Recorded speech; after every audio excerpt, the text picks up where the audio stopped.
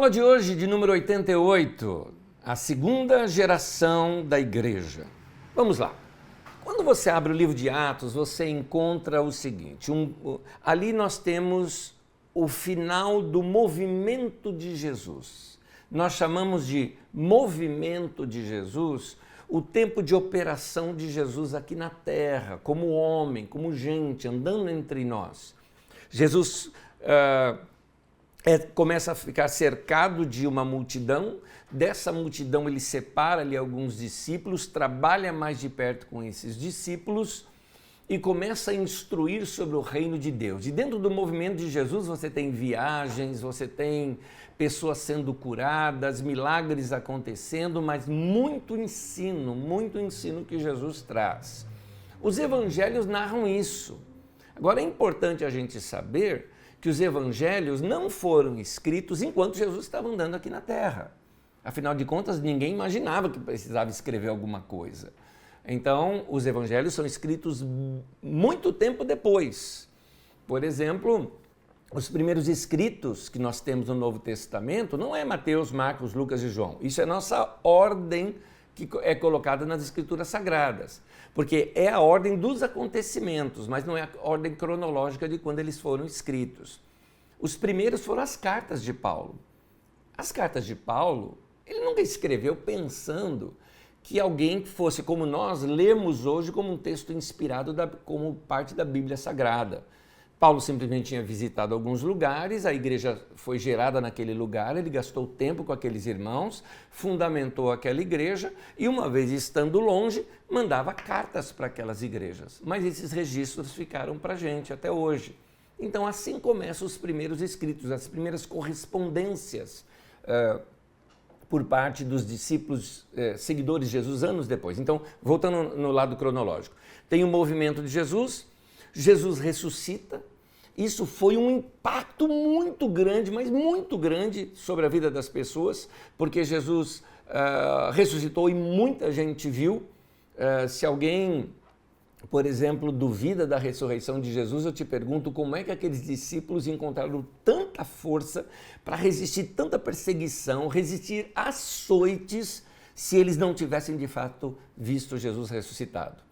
Paulo chega a dizer que só numa das aparições tinham mais de 500 irmãos que viram Jesus ressuscitado. Então, aquilo gerou um movimento forte, como consequência do movimento de Jesus, surge o movimento da igreja. Nesse movimento da igreja, eles começaram a se reunir diariamente, todos os dias se reunir para um tempo de oração, porque Jesus havia orientado para eles, não saiam de Jerusalém até que vocês sejam revestidos de poder do alto. Era o Espírito Santo cumprindo a promessa lá do profeta Joel, que seria derramado sobre a igreja. O que aconteceu no dia da festa do Pentecostes, nós estamos em Atos do capítulo 2. A partir dali tem o movimento da igreja em Jerusalém.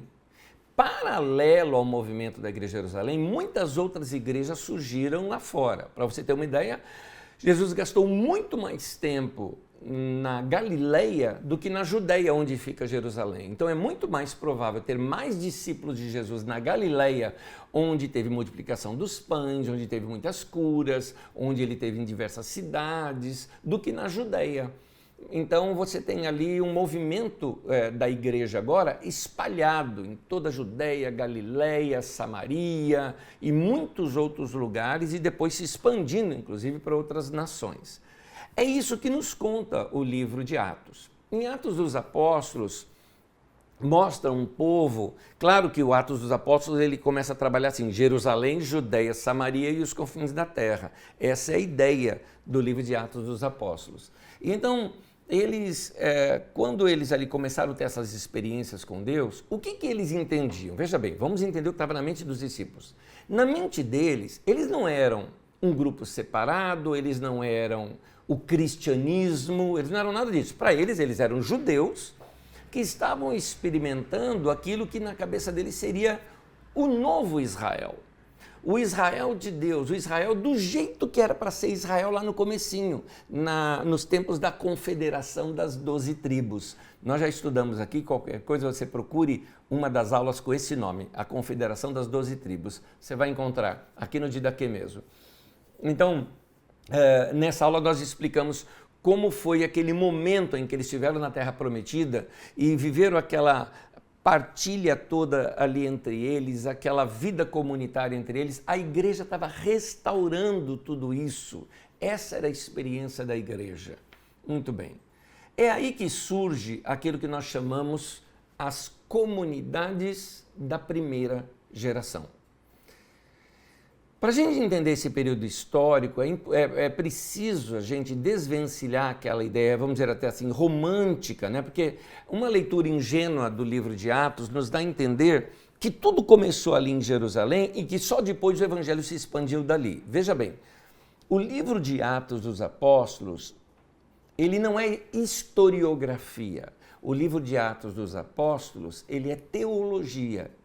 Lucas está usando a história para defender alguns pontos teológicos e fortalecer, fazer uma ponte de ligação entre o ministério de Paulo e o que já havia outros ministérios, como de Pedro, de Tiago, a igreja em Jerusalém. Lucas está fazendo esse link entre os dois e também o livro de Atos desenvolve a teologia da graça ali. Muito bem. Por isso que ele começa em Jerusalém, ele dá essa ênfase em Jerusalém. Mas surgiram muitas outras igrejas, não só apenas a igreja de Jerusalém. Essa visão romântica que a gente tem a respeito das igrejas primitivas, como se fosse uma perfeita uniformidade, com a mesma liturgia, a mesma missão, as mesmas ênfases, não era bem assim. Assim como Israel, lá no princípio, eram diversas tribos, né, diferentes, que se uniram em torno do mesmo propósito e formaram uma única nação, assim essas igrejas, no princípio, elas também, embora elas eram diferentes, elas se uniram em torno da pessoa de Jesus, dos ensinos de Jesus, eles tinham essa unidade na diversidade. Então, muitas outras igrejas surgiram na época com formas diferentes, havia até mesmo uma certa autonomia na forma livre de como viver, como celebrar sua fé, mas conservando sempre as atitudes e as palavras de Jesus. Você vai notar isso no Novo Testamento. O Novo Testamento não mostra um monte de igrejinhas iguais umas às outras, aliás, muitas diferenças. Inclusive nas cartas de Paulo, ele fazendo correções, como por exemplo, na igreja em Jerusalém, por exemplo, devido à influência do judaísmo, os homens cobriam a cabeça para orar. Isso era um escândalo lá na Grécia, porque lá na Grécia, se um homem cobrisse a cabeça para orar, ele era um marica. Então, Paulo escreve aos Coríntios, que é lá na Grécia, dizendo de maneira alguma, não é para o homem cobrir a cabeça, ou seja, lá em Jerusalém mas em Corinto não. Então, essas divergências, nem vou chamar de divergências, mas diferenças de culto, de forma de celebrar, tudo mais, não eram coisas irrelevantes. Porque o importante, o essencial, que era a fé em Jesus, isto sim havia uma unidade entre as igrejas. Então,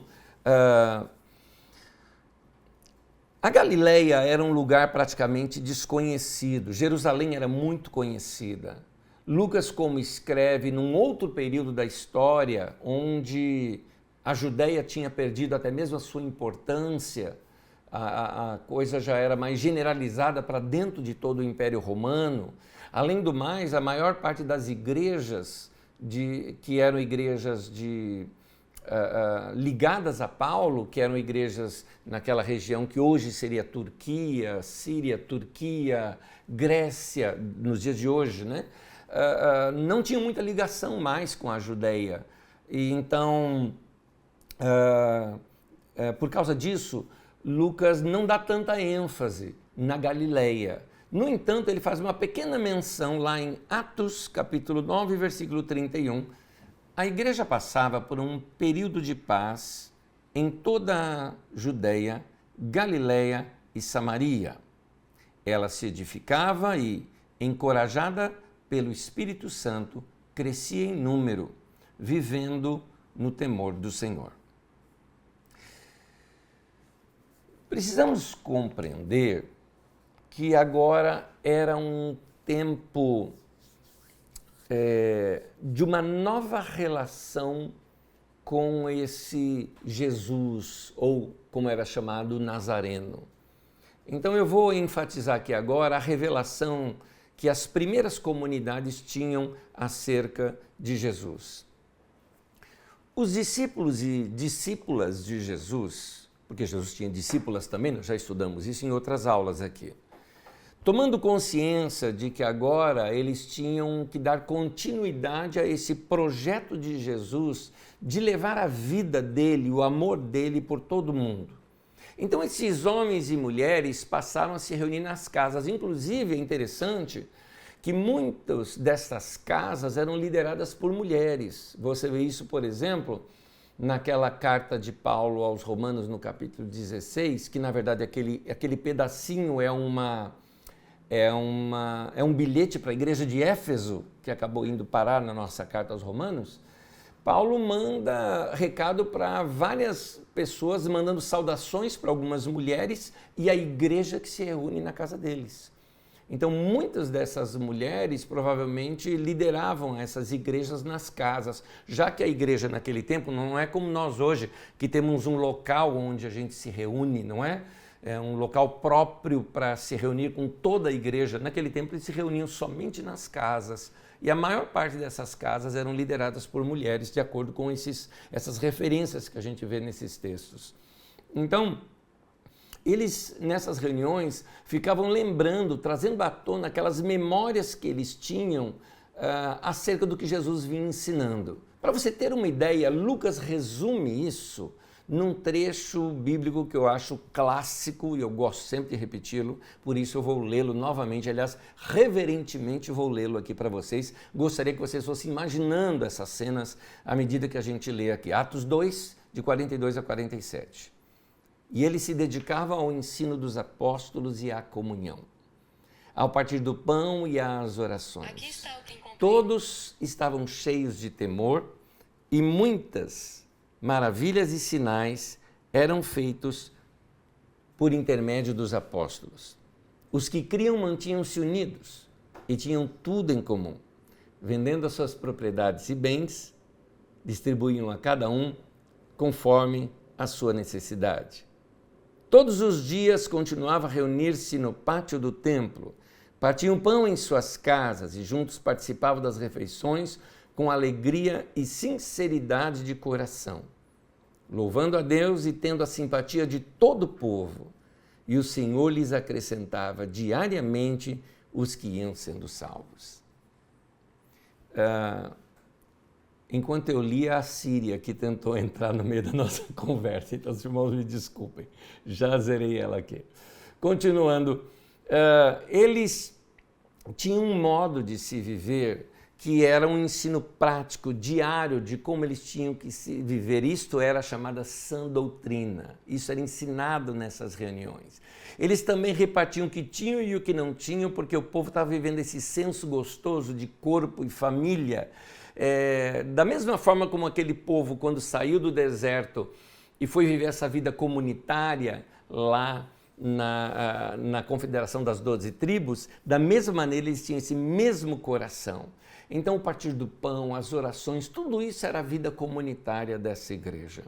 Aos poucos, os olhos desses irmãos e irmãs foi se abrindo e eles começavam a entender o seguinte: aquele Jesus que eles andaram juntos ali, ele continuava presente com eles no meio das reuniões.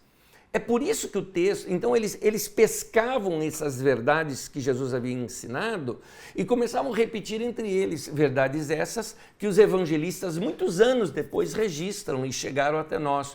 Por exemplo, Mateus 18, 20, que diz: pois onde se reunirem 2 ou 3 em meu nome, olha o que diz o texto, ali eu estou no meio deles. Então, para eles, Jesus estava no meio deles das refeições. É por isso que naquele texto em que os 2 discípulos lá na estrada de Emaús estão com Jesus dentro de uma casa e no partir do pão é aberto os olhos deles e eles percebem que Jesus estava ali com eles, esses textos foram registrados para que os irmãos ao lerem isso, ou nós hoje ao lermos isso, soubéssemos que todas as vezes que nós nos reunimos para o partir do pão, Jesus está também no nosso meio. Os nossos olhos vão ser abertos para a gente perceber Jesus entre nós. Por exemplo, os discípulos estavam no meio do trabalho, lá em João capítulo 21, e eles estavam pescando. E daqui a pouco alguém dá uma dica para eles de pescaria e eles pescam. E aí o Pedro se toca, é o Senhor. Então você vê que Jesus também está conosco no meio do nosso trabalho. É assim que a Bíblia vai narrando esses acontecimentos. Para eles, mesmo que a casa tivesse fechada, Jesus estaria lá, porque os discípulos estavam reunidos e daqui a pouco Jesus entra para dentro daquela casa. Então, Jesus é reconhecido no meio da igreja, na convivência da igreja. Para eles, Jesus andou com eles, foi exaltado para com o Pai, mas eles aguardavam a sua vinda na pessoa do Espírito Santo. Essa expressão minha não nega a nossa fé de aguardar uma segunda vinda de Jesus, mas eu quero te dizer que para os irmãos, principalmente lá da comunidade joanina, a vinda do Espírito Santo era essa vinda que eles aguardavam de Jesus, porque Jesus estava agora com eles nessa pessoa do Espírito Santo. Tanto que Paulo chega a chamar de o Espírito de Jesus.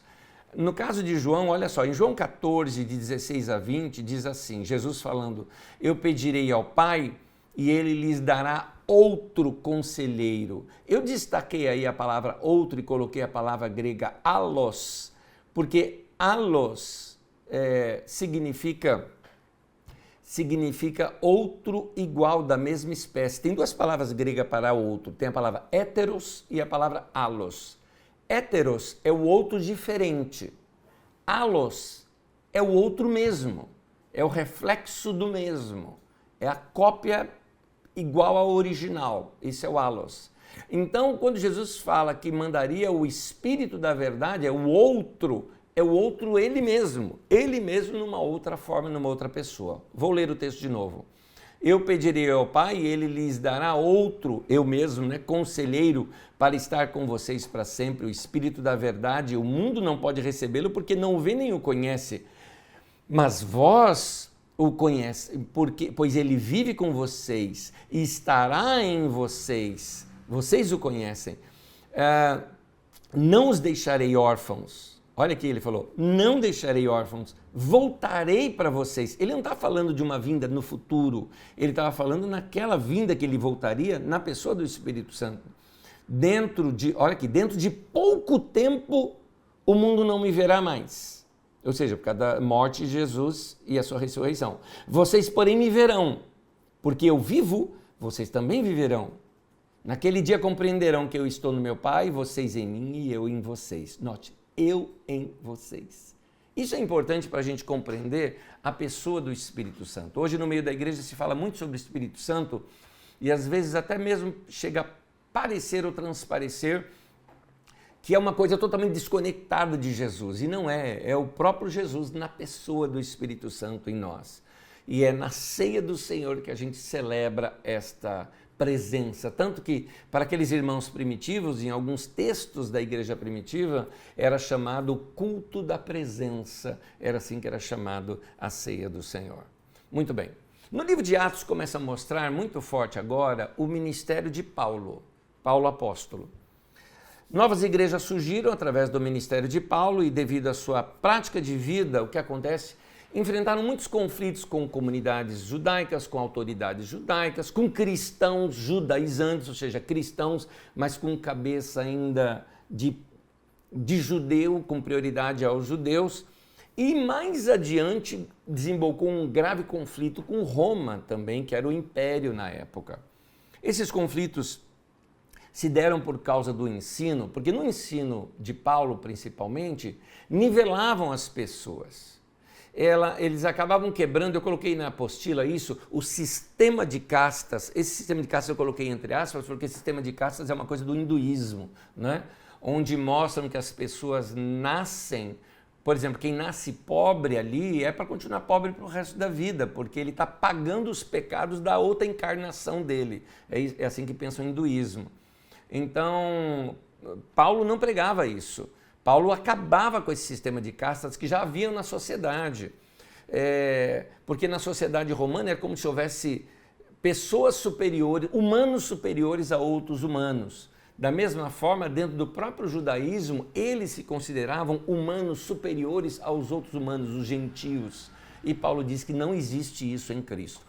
No texto que Paulo escreve, Gálatas capítulo 3, que aliás é o primeiro texto do Novo Testamento, provavelmente tenha sido esse, ou 1 Tessalonicenses, mas aqui diz essa carta, Gálatas 3, de 26 a 29. Todos vocês são filhos de Deus mediante a fé em Cristo Jesus.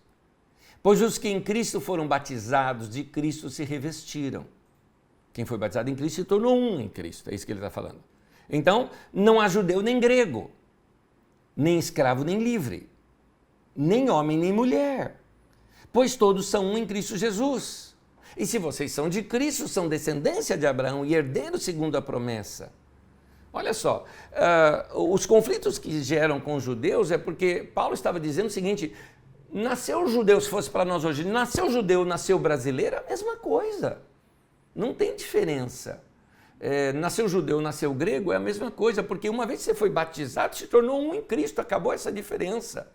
Paulo também rompe com o patriarcalismo e com o machismo, porque no meio do judaísmo, que era muito patriarcal e muito machista, Paulo rompe com isso dizendo: não há mulher nem homem. Homem e mulher é uma coisa só em Cristo Jesus. Inclusive, Paulo ele rompe também com o sistema escravocrata, porque para Paulo, no projeto de Jesus, a escravidão é uma agressão à dignidade humana e por isso ela é desautorizada. No seu argumento, por exemplo, lá na carta de Filemão, nós estudamos, foi a última aula que nós estudamos, aula 87, ele demonstra que como poderia ele, Filemão, tratar Onésimo ainda como um escravo, já que Onésimo havia se convertido e era agora irmão? Como é que você pode pegar o seu próprio irmão e tratá-lo como um escravo? Era isso que Paulo argumentava. E com isso, olha só, Paulo começa a abalar a estrutura do funcionamento do Império Romano. Por que o Império Romano era tão poderoso? Porque tinha um exército enorme. Mas como que ele pagava esse exército enorme? Pagava esse exército enorme exatamente porque era muito rico. E por que o Império era muito rico? Porque havia exploração de mão de obra barata ou mão de obra gratuita, no caso dos escravos. 2/3 da população viviam debaixo dessas condições. Então, quando Paulo começa a quebrar isso, de uma certa forma, ele está começando a bater nas raízes ou nos pilares, nas colunas que sustentavam toda a força do Império Romano. Um tempo depois, Paulo foi preso por acusação dos judeus. Quando ele foi preso, ele pediu para ir para Roma, isso você já estudou comigo aqui em aulas passadas, que é aquela de Jerusalém a Roma, e ele ficou numa prisão domiciliar por 2 anos. Ele foi solto.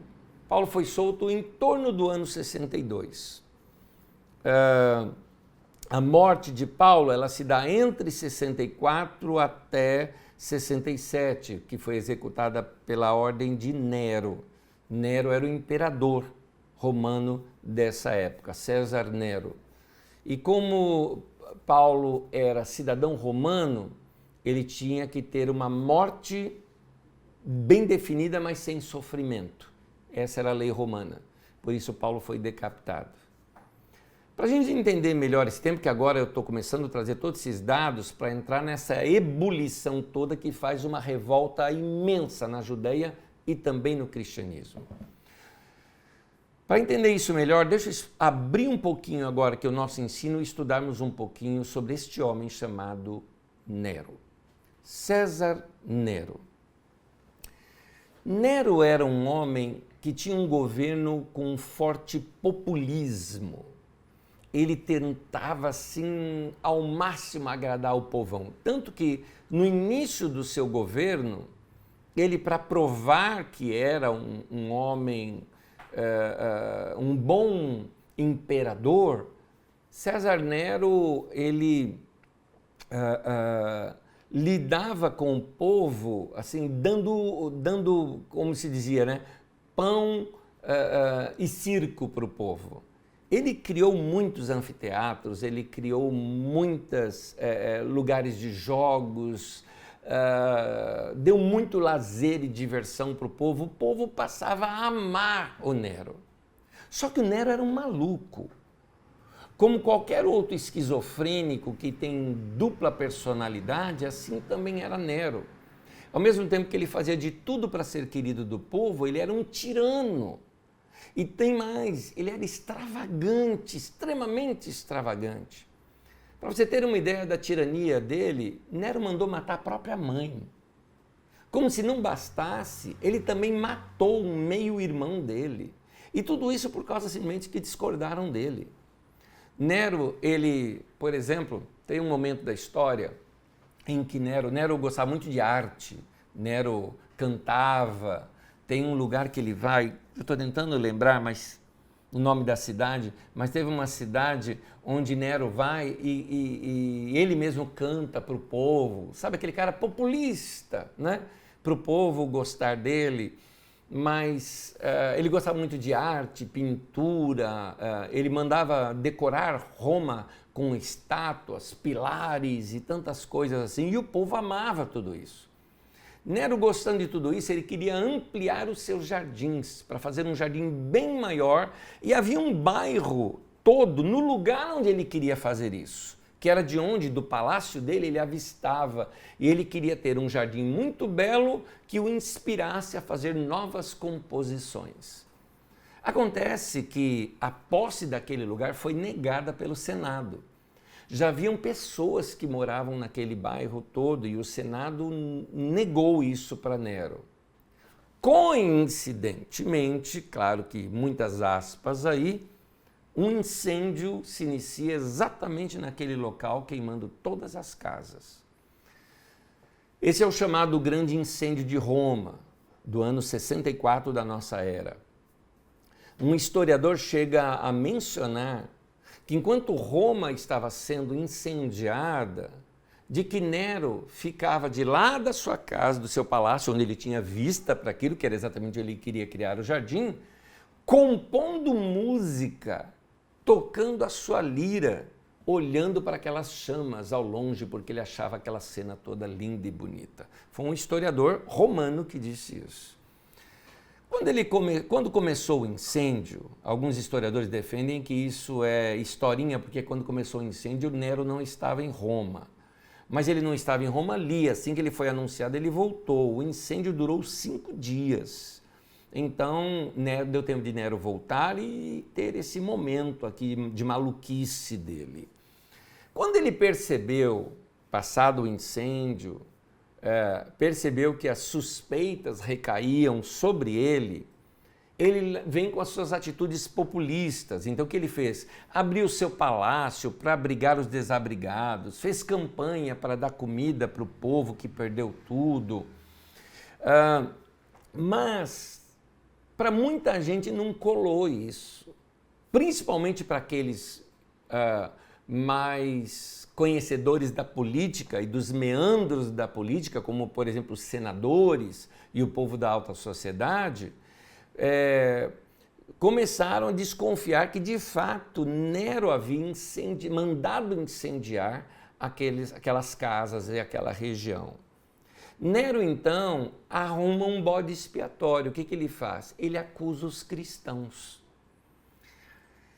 Ele, querendo desviar a atenção de si, ele acusa os cristãos. Quem fala isso são os historiadores Tácito, todos eles romanos, Suetônio e Dião Cássio. São historiadores romanos que contaram isso. Muitos cristãos, por causa disso, foram mortos. Nero colocava carnes amarradas no corpo desses cristãos e soltava no meio de cães raivosos para que eles fossem comidos pelos cães. Nero, por exemplo, chegava ao ponto de mandar crucificar cristãos e depois incendiar esses cristãos em suas cruzes. Há uma cena, por exemplo, onde ele faz cruzes dos dois lados de uma estrada, com cristãos mortos ali, manda incendiá-las e ele começa a andar de cavalo no meio daquela rua iluminada. Bom, Nero, ele é deposto pelo Senado.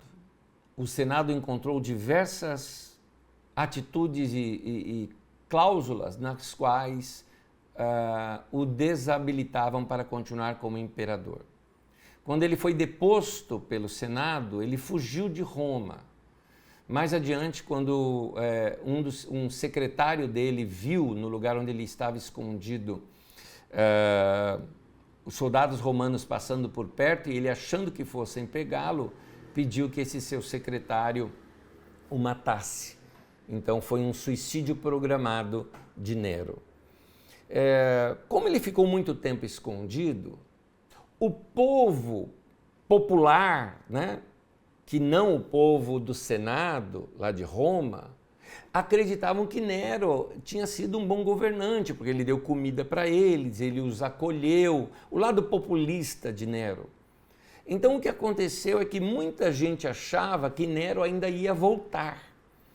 Apareceram inclusive alguns espertalhões dizendo que era Nero. Tem narrativas, por exemplo, de homens meio parecidos com ele, né, fisicamente, que chegavam na cidade dizendo que ele era Nero e que ele tinha que reassumir o trono para o povo se levantar juntamente com ele. Claramente esses homens foram presos e condenados por mentira. Em Portugal aconteceu isso muitos anos depois, um tal de sebastianismo, né? Se você quiser, procure depois estudar sobre isso, você vai ver sobre isso que aconteceu também em Portugal. Da mesma maneira, Nero, muita gente aguardava o retorno de Nero, que Nero ainda iria voltar. E esta lenda continuou nos romanos.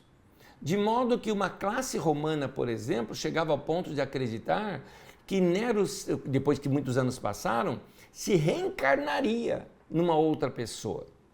É isso, por exemplo, é essa figura, esta ideia romana que o livro de Apocalipse faz uma alusão. Quando surge Domiciano, um dos imperadores, que era visto como uma reencarnação de Nero. Apocalipse 17:11 diz isso, a besta que era, besta para nós aqui nos dois sentidos, tá? Mas na verdade é a monstruosidade que era e agora não é, é o oitavo rei. E quando você faz as contas dos imperadores, o oitavo é exatamente o Domiciano. Ainda quando Nero estava vivo, no ano de 66, surge uma guerra dos judeus contra Roma. É a revolta dos judeus e a consequente destruição de Jerusalém se dá nesse período em diante. Essa revolta, chamada de Primeira Guerra Judaico-Romana, que pegou desde 66 até 73, todos esses anos de guerra, a revolta judaica, ela aconteceu por causa de um procurador romano. O procurador era o responsável de Roma naquele lugar. Por exemplo, Pôncio Pilatos era um procurador romano. Antigamente era um rei que havia lá, lembra? Herodes, por exemplo. Depois os Herodes são tirados, né, do trono e entram os procuradores romanos, que no caso aqui, Pôncio Pilatos foi um deles, o outro é esse Gécio Floro. E este homem, ele abusando do poder, começou a pegar dinheiro do templo, dinheiro que era dado como ofertas para Deus. Ele pegava essas ofertas, esse dinheiro do templo, para comprar coisas para os seus soldados. Outra coisa que ele fazia com que os judeus, quando vissem a sua guarda passando, tinham que reverenciar esta guarda, fazendo quase que um verdadeiro culto a esses soldados. Isso revoltou, foi assim, gota no balde d'água dos judeus. Eles não aguentavam mais isso. Para eles isso era abominação, igual quando você estudou aqui comigo sobre Antíoco Epifânio, já numa das nossas aulas, sobre a revolta dos Macabeus, você já estudou isso aqui comigo? Da mesma forma, os judeus estavam fazendo a mesma revolta agora, inspirados lá pela revolta dos Macabeus, que venceram o Império Grego e tiveram uma independência. Aqui também eles enfrentaram Roma e um detalhezinho, tiveram um bom ganho, porque Roma foi pego de surpresa. Eles acuaram, por exemplo, toda a guarda romana num palácio de Herodes, que era uma espécie de uma fortaleza de Herodes, quase que invencível, né? Dificilmente alguém invadiria ali, para os guardas todos não morrerem e serem massacrados. Uma das coisas que os judeus fizeram, esse grupo dos judeus, assim como você tinha, por exemplo, os saduceus, os fariseus, tinha um grupo mais radical chamado zelotes. Até tem um discípulo de Jesus, Simão Zelote, parece que Judas também era um zelote. Esses zelotes, eles queriam independência de Israel, igual eram os macabeus lá no passado. E esse grupo conhecido como zelotes liberaram esta rebelião, e o sumo sacerdote, que era um saduceu e que era pró-Roma, foi assassinado por eles. Havia um grupo dentro dos zelotes chamado sicários. Sicários é chamado assim porque eles carregavam uma adaga bem pequenininha aqui, dentro daquelas roupas deles, chamado sica, por isso que eles eram chamados sicários. Então, quando tinham reuniões públicas, com aquela multidão toda, tudo mais, eles pegavam aquela pequena adaga, ou um pequeno, vamos dizer assim, um pequeno arco e flecha com bem pontiaguda aqui, mas de muita força, né? Carregavam aqui consigo, chegavam por trás da pessoa e matava e se misturavam no meio da multidão, de modo que daqui a pouco tem um corpo caído no chão, ninguém sabe quem matou. Eram assim que eles faziam. Os sicários foram um dos primeiros grupos organizados assim com o objetivo de realização de assassinatos. Por exemplo, você tem na história, por exemplo, um deles, até muito conhecido hoje em dia, por causa de uma série de videogames chamada Assassin's Creed, você vai encontrar aquela Ordem dos Assassinos, né? O Gui está vibrando aqui comigo com isso, né? Que tem uma história que conta da Ordem dos Assassinos que tinha ali no Oriente Médio, e se você quiser estudar sobre isso, procure na internet sobre o Castelo de Alamut ou o Castelo de Masyaf, e você vai encontrar um pouquinho sobre essa ordem. Você deve conhecer mais ainda a chamada Ordem dos Ninjas, que é dos japoneses, que também era a ordem de assassinatos que faziam esse tipo de... Era a ordem de um grupo que fazia esse tipo de assassinato. Aliás, o nome assassinato ou assassino vem, na verdade, de Assassins, que significa fundamentalistas. Eles eram fundamentalistas que discordavam de algumas lideranças e por isso matavam essas lideranças. Pois bem, os sicários eram esse tipo de gente, faziam esse tipo de coisa. Como os romanos foram pegos de surpresa, o que acontece é que uma rebelião surge e os judeus começam a dominar, mas os romanos logo sufocam aquilo. Nesse período, os cristãos fugiram de Jerusalém, seguindo a orientação de uma profecia dada por Jesus, lá em Lucas, capítulo 21, versículo 20 e 21, que diz assim: quando virem Jerusalém rodeada de exércitos, vocês saberão que a sua devastação está próxima. Então os que estiverem na Judéia fujam para os montes, e os que estiverem na cidade saiam, e os que estiverem no campo não entrem na cidade. Um ano depois desse domínio dos judeus sobre a cidade de Jerusalém, são enviados por Nero algo em torno de 60 mil soldados romanos. Eles entraram na Judéia para conter essa rebelião e eles eram comandados por Vespasiano. Guarda esse nome que é interessante. Rapidamente a Judéia foi retomada e naquela ocasião aconteceu algo. Enquanto, veja bem, Nero enviou, Vespasiano era o líder do exército de Nero, foi lá na Judéia, dominou novamente a Judéia, tirou o domínio dos judeus sobre Jerusalém, mas o que acontece é que Nero morreu, que é aquilo que eu já lhes contei. Quando Nero morreu, entra num período de instabilidade no Império Romano. 3 homens tentaram ser imperadores e também eram mortos, então o Império Romano começou a ter uma crise interna. Com isso, todas as campanhas militares foram suspensas. Com isso, os judeus tentaram reconquistar os territórios que foram perdidos, ampliando a revolta. Lembrando, nesse período também, os cristãos todos saíram, perceberam que tinham rebelião, saíram de Jerusalém, porque Jesus já havia profetizado isso para eles. Vespasiano, como era um grande líder de exército, o Senado entendeu que ele é que tinha que assumir como imperador, por causa da força que ele tinha sobre as tropas. Todas as tropas o respeitavam muito. Desse modo, não correriam o risco de uma divisão dentro do império. Então, Vespasiano, ele é aclamado imperador romano, e o que ele faz? Ele envia no lugar dele para a Judéia, porque a rebelião na Judéia voltou a acontecer, continuava nesse sentido, né? Eles retomaram a rebelião, enviou para lá Tito, que era seu filho. Não é o Tito da Bíblia, tá? O Tito da Bíblia era um discípulo de Paulo e alguém que viveu lá para os anos 50, 60, né? No início. Aqui Tito já é o filho de Vespasiano, que era um general e foi lá para conter essa rebelião. O que ele faz? Ele faz um cerco ao redor de Jerusalém. Ele leva todos os soldados e faz um cerco ao redor da cidade, e a cidade estava em festa quando ele fez isso.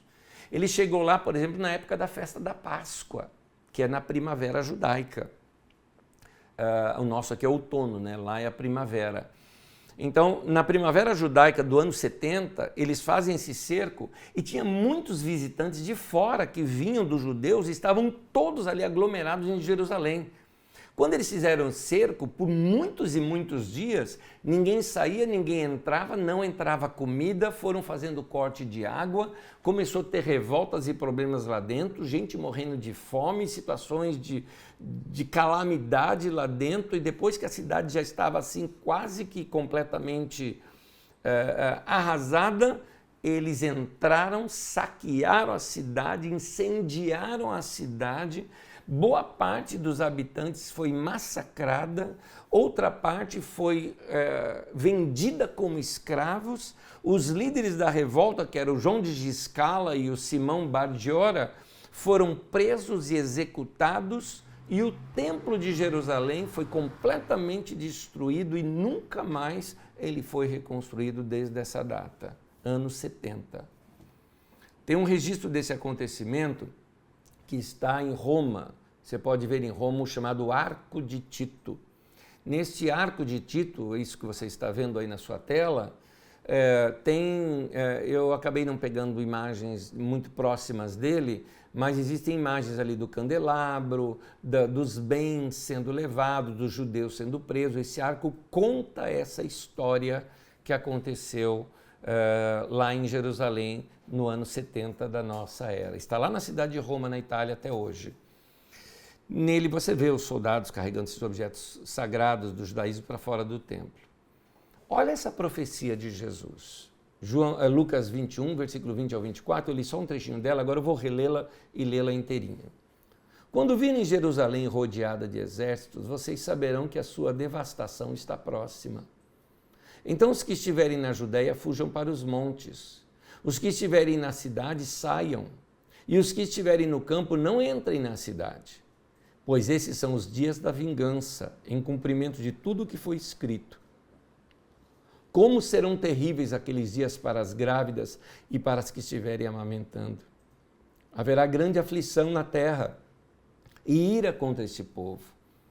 Cairão pela espada e serão levados prisioneiros para todas as nações.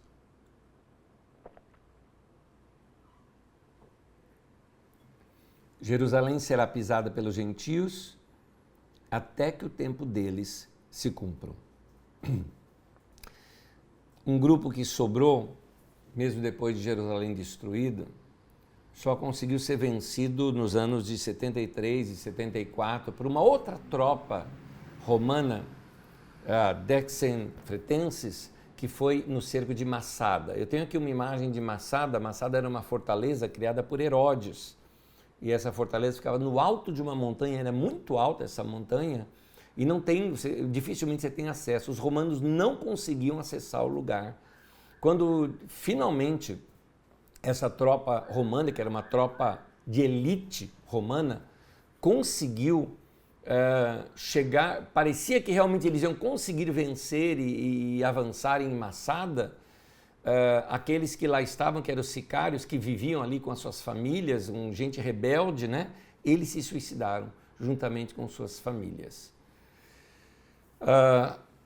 Essa tropa romana, chamada de Decem Fretenses, né? Tem um X aí, que é o 10 em romano. Aqui você tem num dos tijolos mostrando esta legião. Ela foi fundada em 40 antes da Era Comum, né? Ou antes de Cristo, como você quiser, que por César Augusto, né? Naquele tempo ele se chamava Otaviano, né? Que vinha se chamar como César Augusto, e deu a ela esse número 10, né? Em algarismo romano. Era interessante o seguinte, olha, presta atenção nisso. O símbolo desta legião militar era tanto o touro como o deus Netuno e um porco. Dá para você colocar de novo essa imagem, por favor? Aí você vê, então, o deus Netuno, mais o porco e o deus Netuno e o touro. Essas são as imagens. Deus Netuno está lá em cima, aquele garfo lá em cima que você está vendo, né? Aquele tridente, né? Ali você vê o touro e embaixo é o porco. É isso. Num texto registrado em Marcos capítulo 5, sobre aquele endemoniado gadareno, lembra dessa história? Os demônios, eles se identificam como legião, guarde isso, e pedem para entrar nos porcos, os quais se precipitam no mar. Esse texto era para os cristãos entenderem. Quando isso acontece, Marcos registra esse texto, ele sabia, os cristãos vão entender isso de cara. Era para os cristãos entenderem que o poder de Jesus era maior do que o poder de Roma. Os cristãos, eles não aceitavam algumas imposições do Império Romano. Bem diferente de hoje, os cristãos daquele tempo eram a resistência. Vários textos dessa segunda geração da igreja, inclusive o texto de Apocalipse e tantos outros, vão falar contra o Império Romano e como você ir contra a política da época. Os cristãos não eram casados com a política como é hoje em dia. Hoje a igreja virou escritório político, o púlpito hoje virou palanque. O que pastores fizeram nessas últimas eleições nossas é vergonhoso. Deixaram de pregar o evangelho para virar cabo eleitoral. Recolhia a oferta dos irmãos pela televisão, por exemplo, esses programas de televisão, para ficar falando de política, sendo que os irmãos deram o seu dinheiro para a pregação do evangelho. É um absurdo, é uma vergonha isso que aconteceu na igreja no Brasil nesses últimos anos. Mas naquele tempo se falava contra essas coisas e a igreja era a resistência. Só que a mensagem da igreja é a seguinte: a igreja vai vencer Roma. Mas diferentemente da revolta dos judeus, que tentaram vencer pela violência, a igreja não. A igreja ia vencer sem violência, apenas com a pregação do evangelho e através do poder de Jesus. Esse texto que nós vemos aqui, e tantos outros textos do Novo Testamento, né, ele nos mostra para nós não nos unirmos à política repressora e opressora, resistimos isso, mas através do amor e não através do ódio. Mais detalhes sobre isso, eu vou recomendar uma mensagem aqui para vocês. É a mensagem Vá Contar a Sua História. Ela foi ministrada em janeiro do ano passado, em 23 de janeiro de 2022. Tem disponível aqui nesse canal do YouTube. Aqui é só você procurar Vá Contar a Sua História, onde eu explico bem a interpretação desse texto. Vamos então agora entender as comunidades da segunda geração, já que toda essa introdução aqui foi sobre as comunidades da primeira geração. Aqui eu só vou apenas introduzir esse assunto. As comunidades da segunda geração, elas começam por uma causa. Tem aí a morte dos apóstolos e a morte das primeiras testemunhas de Jesus. Os principais apóstolos, Tiago, Pedro, João, Paulo, e também aqueles irmãos e irmãs que foram testemunhas oculares de Jesus, estavam morrendo. Então, agora essas comunidades, por isso que eu vou chamar a comunidade da segunda geração, são pessoas que acreditaram sem ver. É por isso que no Evangelho de João aparece aquela bem-aventurança de Jesus dizendo: bem-aventurados que não viram e creram, usando aquela história de Tomé. Então, isso é para alertar que essa segunda geração, que não tinha visto Jesus na terra, mas creram, era tão importante quanto a primeira. A primeira geração eu coloco entre os anos 30 até 67.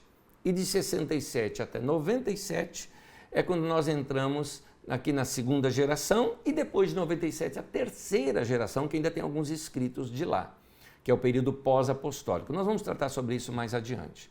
Olha só como é que os textos aludem bastante essa primeira geração da igreja como chamados testemunhas oculares. Em Lucas, por exemplo, quando ele vai escrever o evangelho dele, em Lucas capítulo 1, diz assim começa o evangelho de Lucas: muitos já se dedicaram a elaborar um relato dos fatos que se cumpriram entre nós, conforme nos foram transmitidos por aqueles que, desde o início, foram testemunhas oculares e servos da palavra.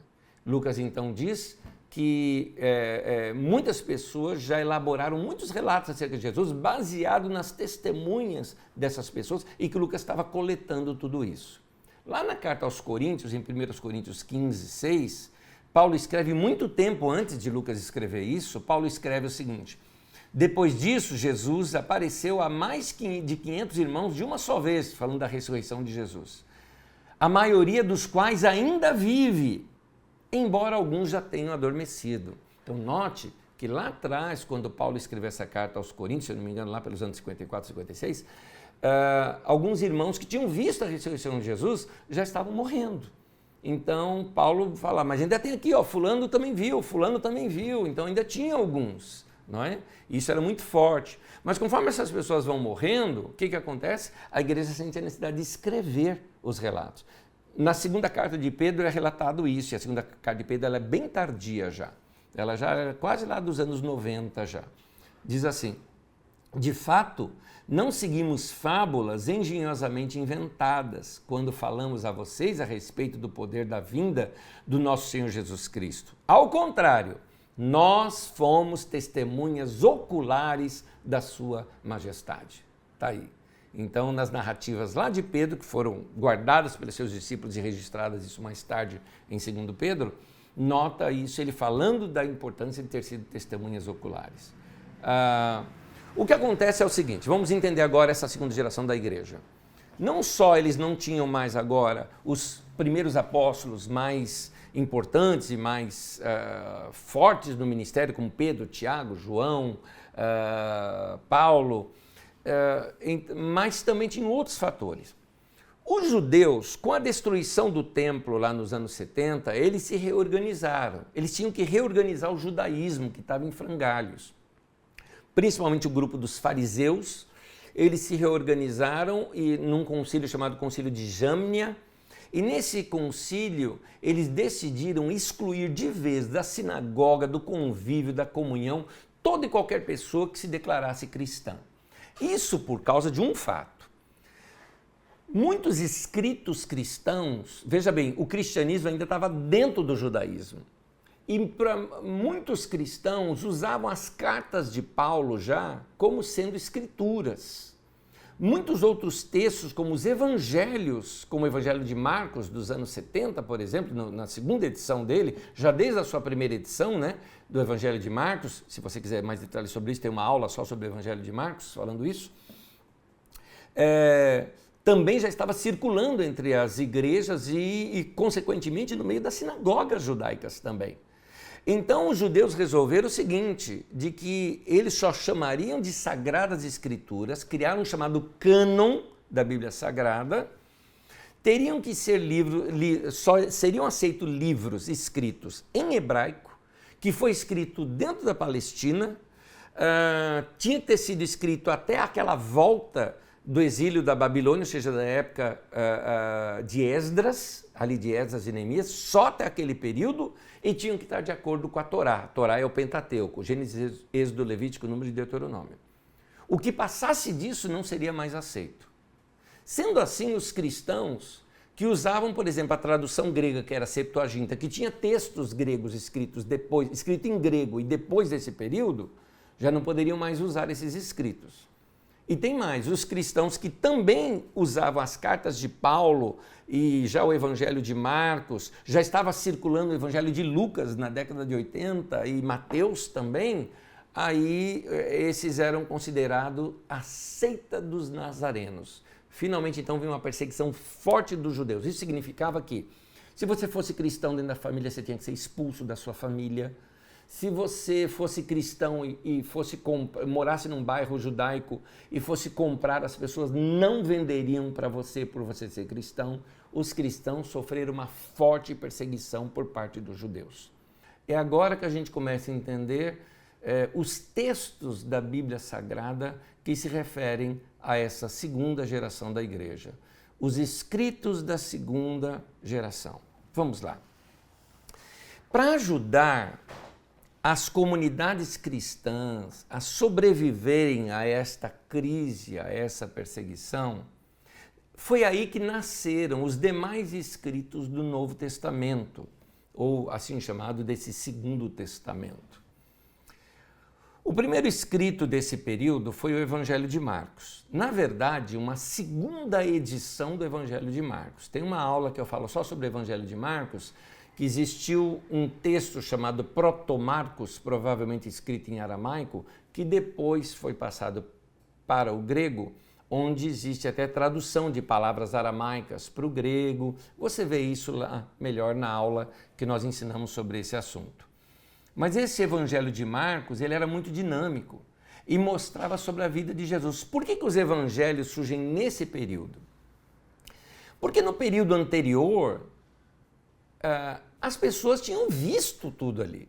Elas viram Jesus, elas estavam presentes no Sermão da Montanha, elas viram a cura, a multiplicação dos pães e peixes.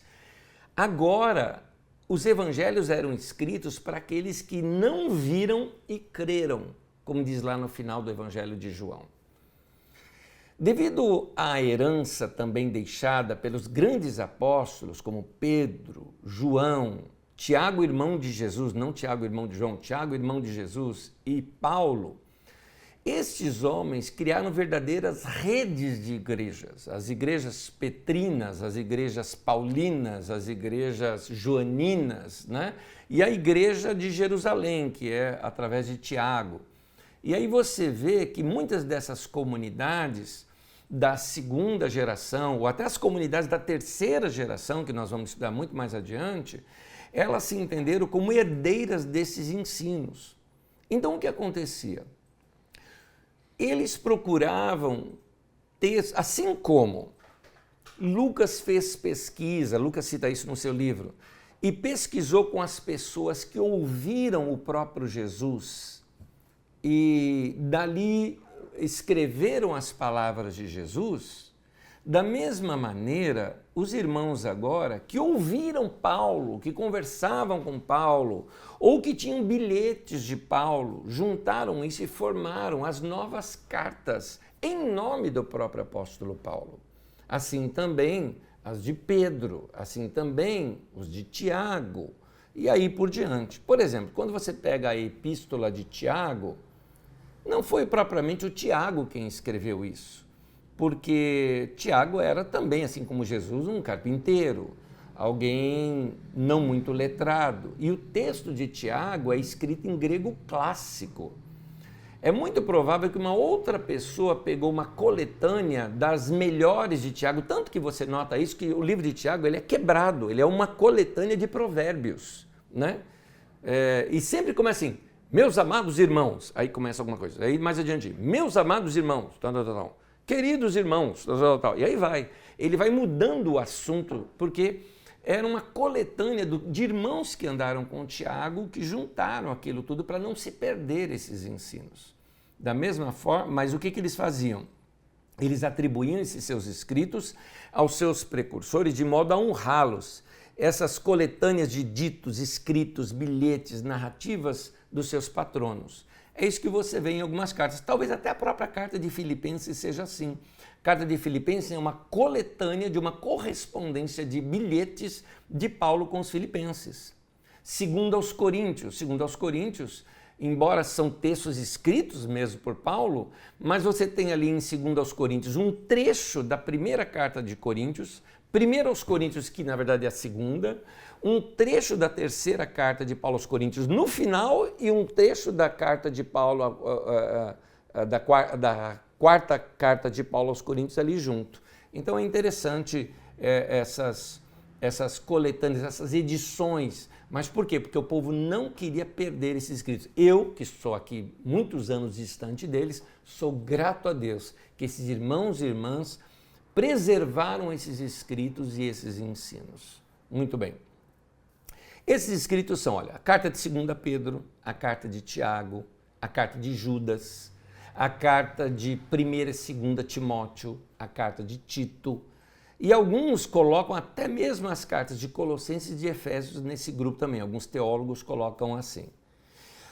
Os evangelhos de Lucas, por exemplo, e o livro de Atos são claramente de uma herança paulina, mas foi Lucas quem escreveu. Só que você nota a mentalidade de Paulo ali por trás. O evangelho de Mateus foi Levi Mateus quem escreveu. Mas está claro que, embora ele tenha escrito lá no meio das comunidades siríacas, né? Ele tem a herança dele no meio da igreja de Jerusalém e uma forte menção à figura de Pedro, que era muito forte na primeira etapa da igreja de Jerusalém. Os escritos da comunidade do discípulo amado, nós temos uma aula só sobre isso, que é o Evangelho de João, e as 3 epístolas que carregam o seu nome, também foram atribuídas como herança, né, do ministério de João o apóstolo, provavelmente cartas dele, escritas por amanuenses, levada adiante. Bom, como nós já dissemos, esses escritos, tanto da 2ª quanto da 3ª geração, eles querem ajudar as igrejas ali a enfrentar as crises da perda dos seus principais líderes e a crise da morte das primeiras testemunhas de Jesus, bem como também trazer ensinos para que eles enfrentassem essas perseguições dos judeus e essas pressões que vinham das autoridades romanas. Esses escritos tentam fortalecer as estruturas dessas comunidades para uma espécie de sobrevivência nesse novo momento histórico que eles estavam vivendo. Essa estrutura rígida e até mesmo institucional e até mesmo hierárquica que vai surgindo nos séculos seguintes, com bispos, com organizações, é uma espécie de resistência à opressão que surgia e tentar manter a unidade da igreja. Nos séculos seguintes, a igreja foi até mesmo se assemelhando muito à estrutura do império, tanto por razões culturais, como também para amenizar essas pressões do império para que eles não fossem identificados como grupos revoltosos no meio do império. Agora, a força dessa igreja não estava na sua estrutura. A força dessa igreja estava no coração daquele povo e no serviço daquele povo. Portanto, fica aqui para nós esse texto que eu vou ler como uma orientação apostólica para nós, como nós devemos viver nos nossos dias, pois esse era o conselho para os irmãos naqueles dias. Eu vou terminar lendo esse texto. 2 Pedro, capítulo 3, do 14 ao 18, diz assim: Portanto, amados, enquanto esperam estas coisas, o tempo do fim, no caso, empenhem-se para serem encontrados por ele em paz, imaculados e inculpáveis. Tenham em mente que a paciência de nosso Senhor significa salvação, como também nosso amado irmão Paulo escreveu para vocês com a sabedoria que Deus lhe deu. Ele escreve da mesma forma em todas as suas cartas, falando nelas destes assuntos.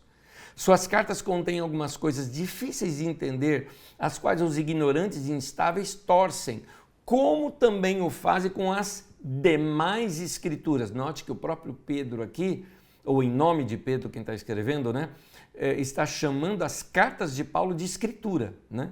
Porque torcem as cartas de Paulo como fazem com as demais escrituras. Quer dizer, a carta de Paulo já era lida como escritura sagrada nesse tempo. Para a própria destruição deles, eles torcem. Portanto, amados, sabendo disso, guardem-se, esse conselho é para mim e para você também, para que não sejam levados pelo erro dos que não têm princípios morais, nem percam a sua firmeza e caiam. Cresçam, porém, na graça, cresçam, porém, no conhecimento do nosso Senhor e Salvador Jesus Cristo. Queridos irmãos, o intuito da nossa aula é que você possa crescer na graça e no conhecimento do nosso Senhor. É isso que vai nos manter firmes e arraigados no Evangelho de Jesus. Eu acredito que as próximas aulas que nós vamos ter, isso aqui foi apenas uma introdução, vão nos ajudar a compreender melhor a riqueza contida nesses escritos aqui e a mensagem de sabedoria que esses textos bíblicos deixaram aqui para nós. Que o Senhor Jesus nos dê a graça que nós precisamos. Amém.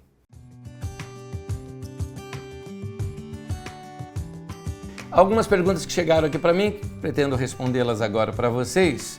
O Marco me manda aqui o seguinte: você acha que Tiago e Pedro poderiam ter tido escribas para escrever por eles?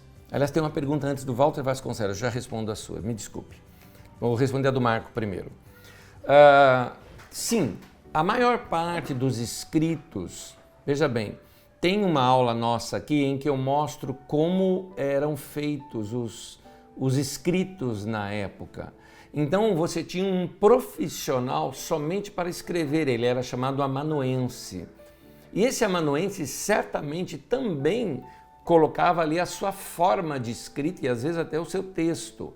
Por exemplo, é possível até mesmo, alguns argumentam isso, de que Paulo, por exemplo, nessas cartas que talvez não tenham muito o estilo de Paulo, elas tenham sido escritas pelo amanuense, mas a mando de Paulo. Paulo dizendo assim, ó, escreve isso. O cara vai lá e redige a carta para Paulo. Alguns argumentam isso, tá? Mas são argumentos de estudiosos dessa área. Eu não sou, então eu só posso te dizer o seguinte. Bom, Tiago certamente não foi o escritor da carta de Tiago. Pedro também não foi escritor da carta, porque a carta começou a circular só lá na década de 90, quando Pedro já tinha morrido lá na década de 60. Então, certamente amanuense escreveram. Outra coisa, porque isso é comprovado por historiadores cristãos da época também, que falavam isso. Então, eu não vejo nenhum problema o fato de que tenham sido outros que escreveram. Algumas cartas de Paulo, por exemplo, isso tem aula nossa aqui, viu? Numa das cartas de Paulo, ele fala assim: veja com que grandes letras vos escrevi, é assim que escrevo em todas as minhas cartas, o jeito que ele assina, ou seja, o amanuense, tal. Tem uma outra que diz assim, eu acho que é Tíquico, eu acho que é Tíquico que diz isso, eu, Tíquico, redigi essa carta, tal. Você vai ver isso numa das cartas ali de Paulo. Ele mostra que ele era o amanuense, e aí ele dá a própria saudação dele também. Enfim, era muito comum na época se fazer dessa maneira. Walter Vasconcelos pergunta o seguinte: Anésio, muitas igrejas estão envolvidas com política.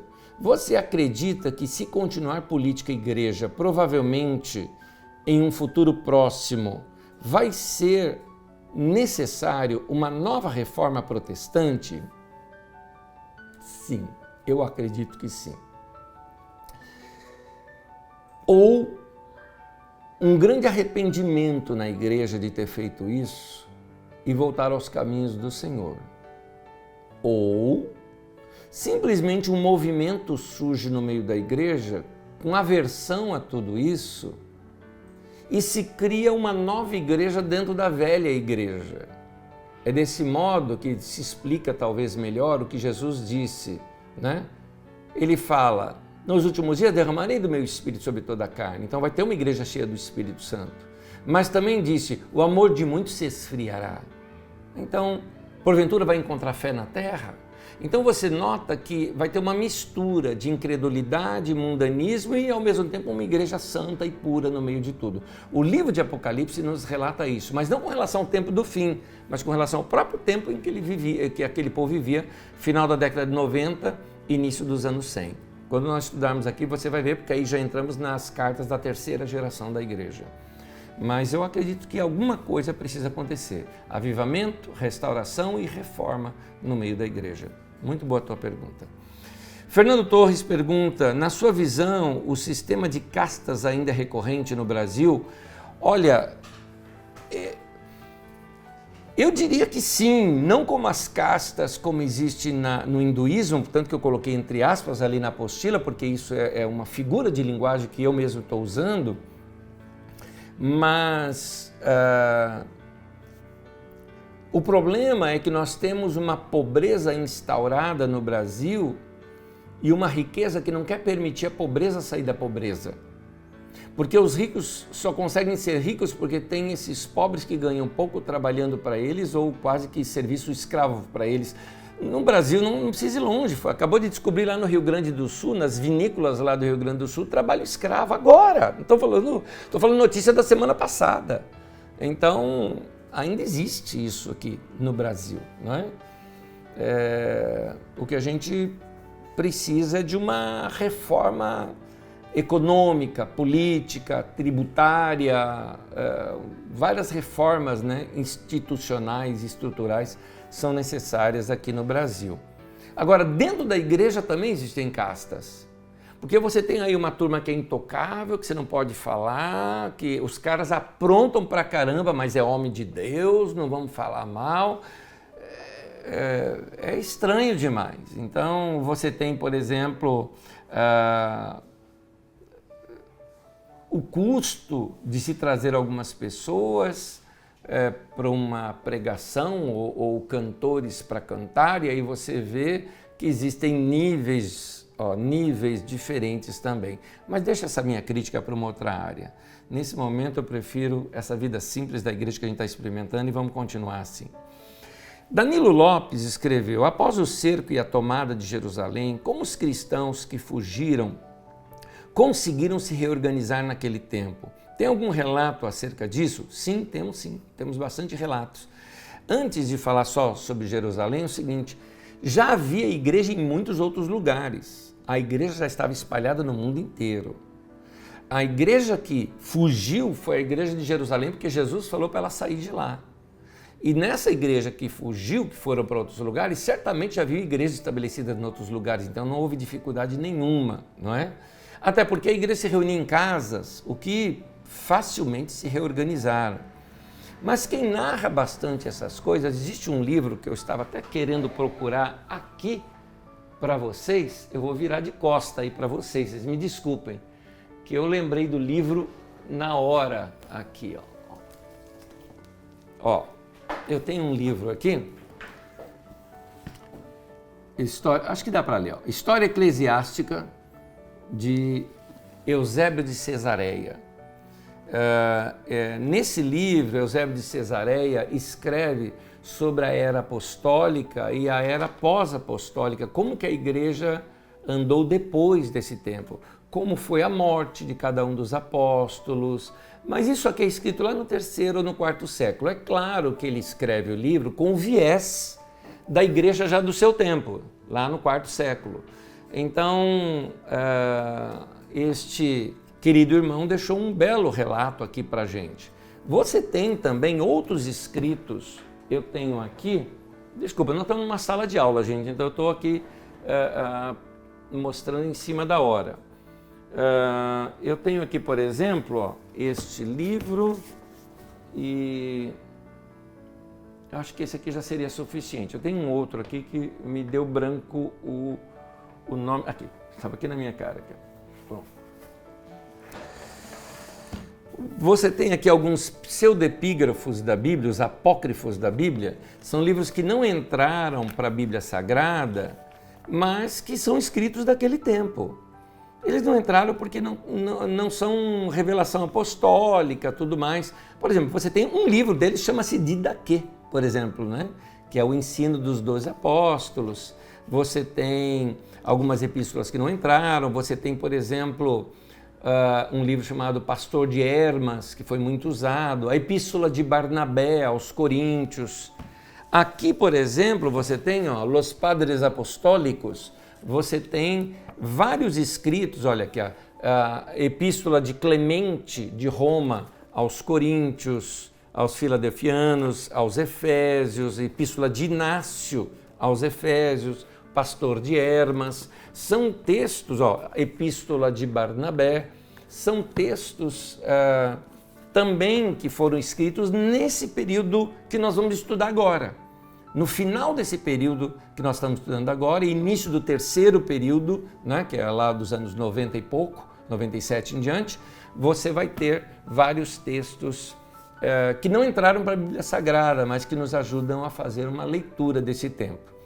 É óbvio que terminando aqui os textos do Novo Testamento, é muito provável que eu entre aqui também um pouco para a história da igreja. A maior parte desses livrinhos que vocês estão vendo aí de fundo, verdinhos ali, né? Ó, e tantos outros, eu estou aqui com uma coleção aqui de, deixa eu ver, 42 ou 43 ou um pouco mais, uns 50 livros mais ou menos, só de textos que foram escritos nesses períodos, que vão nos ajudar a compreender melhor esses períodos da história da igreja. Mas isso são em aulas bem mais adiantes que a gente vai estudar junto aqui. Não sou nenhum especialista em história da igreja, mas aquele pouquinho que eu sei eu quero aqui repartir com os irmãos, principalmente naquilo que ainda influencia o pensamento do Novo Testamento. É isso.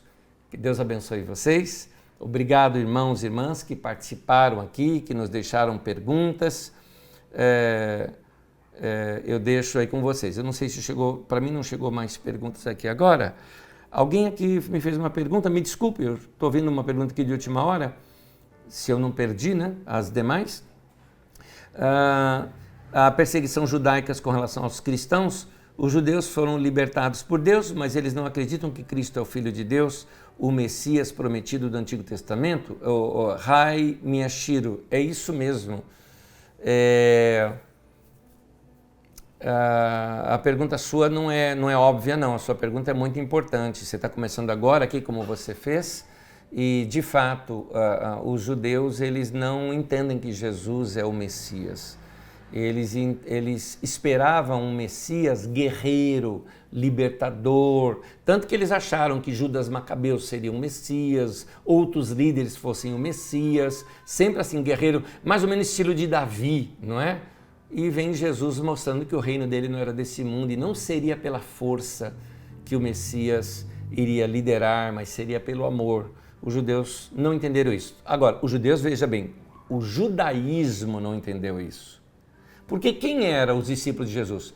Pedro, João, Tiago, André, Tomé, Mateus, Judas, Tadeu, Simão, Tiago, Filipe e Bartolomeu, 12 discípulos de Jesus, todos eram judeus. Maria era judia. Maria Madalena, judia,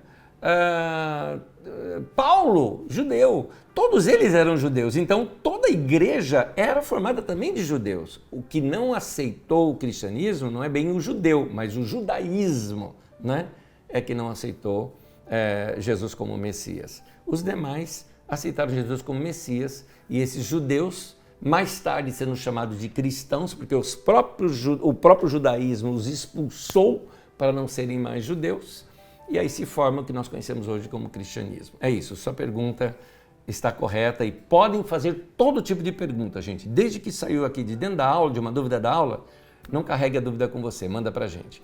Gente, Deus abençoe, até domingo e até terça-feira que vem.